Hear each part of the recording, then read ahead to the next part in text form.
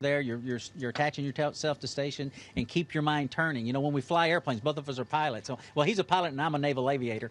But you always sort of think about staying in front of the airplane. You never want to get up where you're hanging onto the tail of the airplane. And we think the same thing about spacewalking is that if you feel like you're getting behind, you miss and you realize that you didn't put down a local tether when you should, slow down.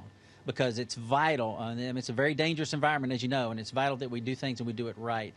And so safety is paramount, and that's kind of what we just, like I said, try to keep reminding ourselves of.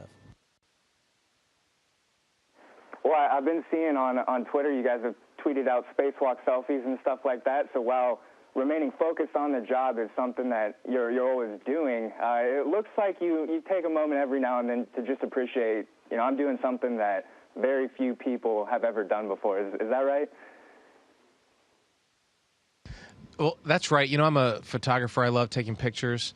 But I was really shocked on both the first and second spacewalk that we did, how little time there was to take pictures. On the first spacewalk, there was basically no time. I had to grab the camera, snap a few pictures real quick for maybe a minute or less and put it away. And I think I did that 2 or 3 times. Almost no time at all. And even on the second spacewalk, when I had some time, where I was just standing still, I thought I'd have a few minutes to take pictures, but it almost didn't exist because there's so much work that you need to do, and you just don't want to waste any time. You just want to get the work done. So we try and take them when we can, and hopefully we got a few good ones. But it was surprising to me because I love taking pictures, and I thought I'd make some time, but it's hard to grab a few minutes when you're doing a spacewalk.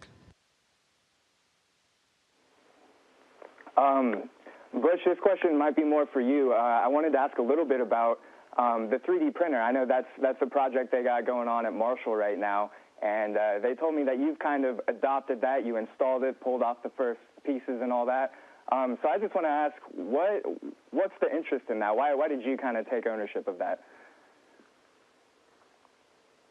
Well, you don't like just go out and say, that's mine, I'll take that. Fortunately, I was very fortunate that it would just kind of fell in my lap. I was here at the time kind of alone. I was between missions, and it was time to install it. So I sort of got to install it, and from there I just kind of kept getting scheduled to work with it. And it's very intriguing. I mean, you think about the concept of needing a part for the space station you don't have on board, and being able literally to print it out in a printer and then go install it. Oh, I need this special tool. I don't have that tool on board. Okay, well, let's print out that special tool and make it work. And we actually printed out a small wrench as well. So I mean, it's just fascinating technology. The possibilities are absolutely endless. We're in the baby steps right now of learning how to do this process. We're just using plastics right now in the zero-G environment, but the prospects are, like I said, are just out of this world, literally, about where this could take us.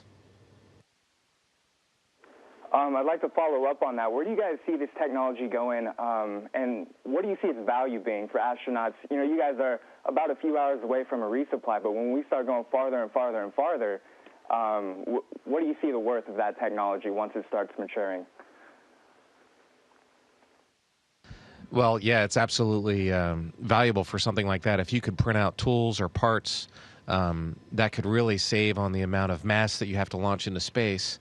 And it could also give you some flexibility. If something broke that you didn't anticipate breaking, you could print it out and use that part. So in the future, this could be really, really valuable. Right now, there's certain types of plastics that they're using. But if they, maybe eventually we'll be able to do something like metal or with that type of hardness. So yeah, for future space exploration, there's no resupply missions on Mars. So this could be huge. Yeah, I'm excited to see where they're going to take it. But we're about out of time now, so I just wanted to ask, Terry, I know you're about halfway through your mission. Butch, you're coming to the end, so I wanted to ask both of you, if you could pick one moment that you're going to look back on your time in space right now, what would that be? I'll say it's hard to say that because there's been so many moments continually, but I saw a sunrise yesterday that like I've never seen a sunrise before. In the visor, you just have this big panorama, and when you look out of the station windows, it's incredible, but there's modules and there's things in the way. But sitting there on the foot restraint, it was just, my body sticking out, and watching the sunrise was just incredible. It's like you're looking down on creation, and also, Butch and I both noticed that we saw shades of colors that I'd never seen before, especially blue. So that's definitely going to stick in my mind forever. And I think for me, without question, it's it's not the personal experience so much for me as it is, we're giving, loving, caring beings. That's what we are. And to be able to share this experience has been what I'll remember the most. The excitement to my wife and my daughters and my brother and my mom and dad and many friends and family by some pictures and some conversations that we have. Those are the things that I'll remember the most, without question. Certainly, I'll take the sights and the sounds and the pictures all together. You can't have that without that. But the sharing and with the people that you love and care about is very, very special and very, very memorable.